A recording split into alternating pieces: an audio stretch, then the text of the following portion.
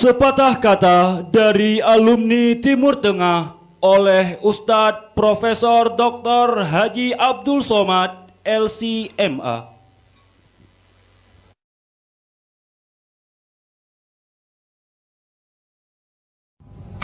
Assalamualaikum warahmatullahi wabarakatuh.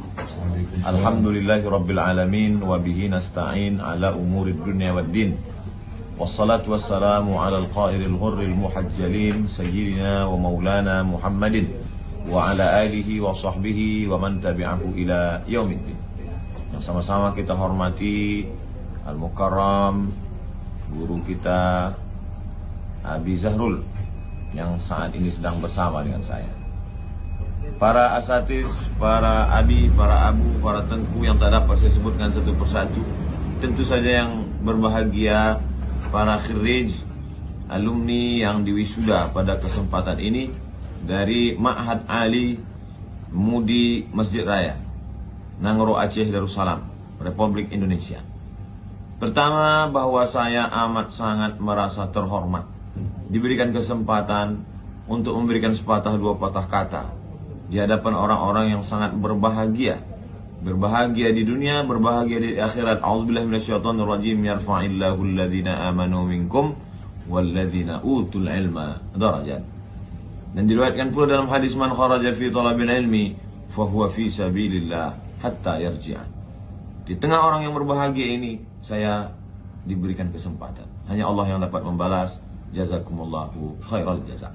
Yang kedua, saya ucapkan tahniah selamat, karena lembaga pendidikan tidak hanya sekedar mengeluarkan ijazah, tapi juga mengeluarkan orang-orang yang beradab. Al-adab fauqal ilmi. Pada kesempatan ini, maka orang-orang yang sudah diberikan Allah Subhanahu wa ta'ala kesempatan, maka kita ucapkan selamat, tahniah. La yu'minu ahadukum, kamu tidak beriman hatta yuhibba li akhi, sampai kau merasa sayang kepada saudaramu, ma yuhibbu li nafsi, sama seperti sayang pada diri sendiri.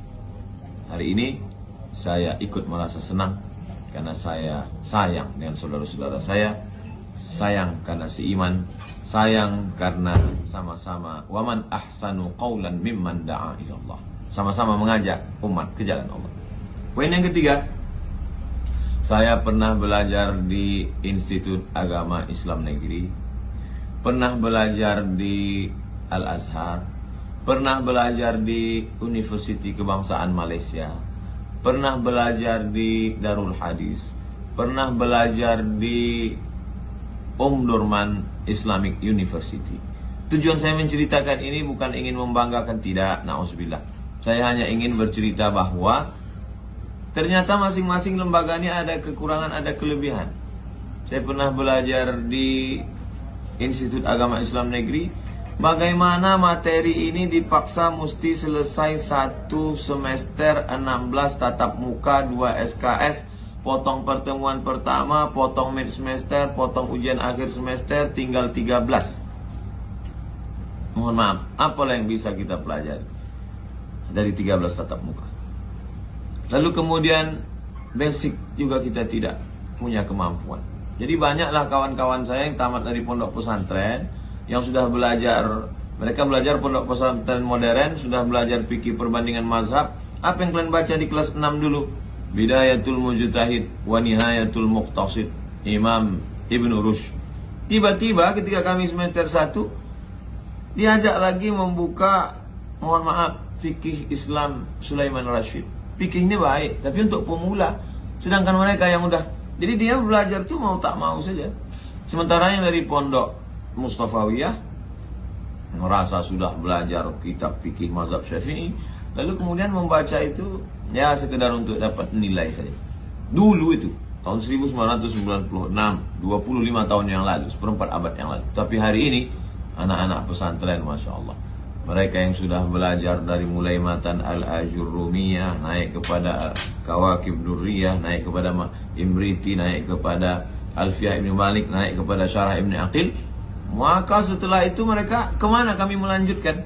Ternyata ada Ma'had Ali Aceh yang dikenal dengan negeri para ulama, negerinya Dayak.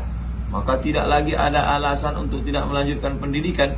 Dan hari ini mereka yang sudah tamat dari dayah 6-7 tahun melanjutkan pendidikannya ke Ma'had Ali, dan kemudian bisa pula melanjutkannya ke magister dan doktorah.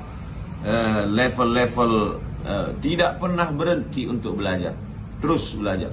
Maka akan lahirlah faqih yang bermazhab. Hari ini ketika kita diterpa isu besar, satu kelompok mengatakan tidak perlu bermazhab. Apa itu mazhab? Satu mengatakan marilah kembali kepada Quran dan Sunnah. Satu kemudian cukup dengan membaca, belajar dari internet saja.